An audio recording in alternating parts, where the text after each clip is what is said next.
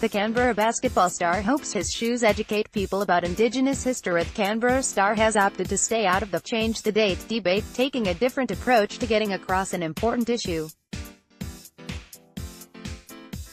Mill's left shoe had "invasion" on the outer, his right had "survival," and the inner sides had the Australian, Aboriginal and Torres Strait flags. These shoes have been designed to educate people on Australia's history and its current status, Mills said. The base colour of the shoes represent the dusty red soil plains of the land. Mills had 3 flags added to the shoe design.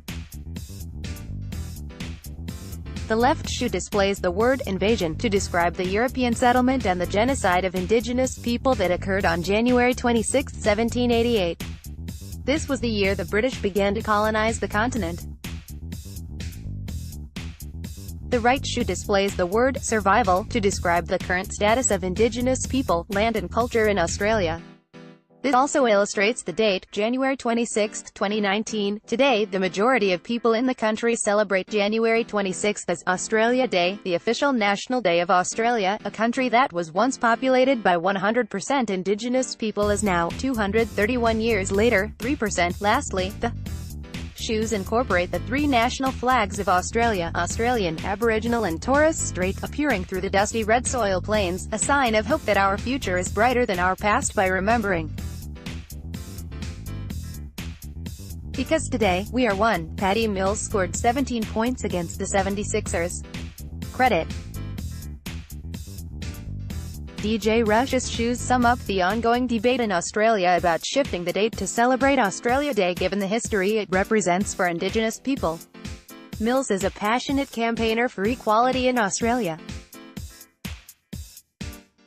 He was a vocal supporter of the Illawarra Hawks, wearing the first Indigenous jersey in NBL history last month, and called on league officials to do more to celebrate the Indigenous culture. He has become a leader in the Spurs setup and spoke before a game earlier this week about the impact of Martin Luther King Jr. after the team visiting the National Civil Rights Museum in Memphis. As a member of the Spurs organization, we are honored and proud to celebrate the legacy of the Reverend Drive Martin Luther King Jr., in hopes that we can continue to educate about the past and we can all move forward together as one, Mills said. Mills had an Australian and Torres Strait Island flag draped over his shoulders when the Spurs won the NBA title 5 years ago. He spoke passionately this week about Australia Day and Martin Luther King. "I believe we've got to be able to make some noise to create change," Mills told reporters in San Antonio. "There's a time in Australia right now, which is embarrassing for me being here in America, pursuing my dreams. It is a time of growing division because of January 26, 1788, which is known as the European settlement in Australia, and it's a debate that comes up every time.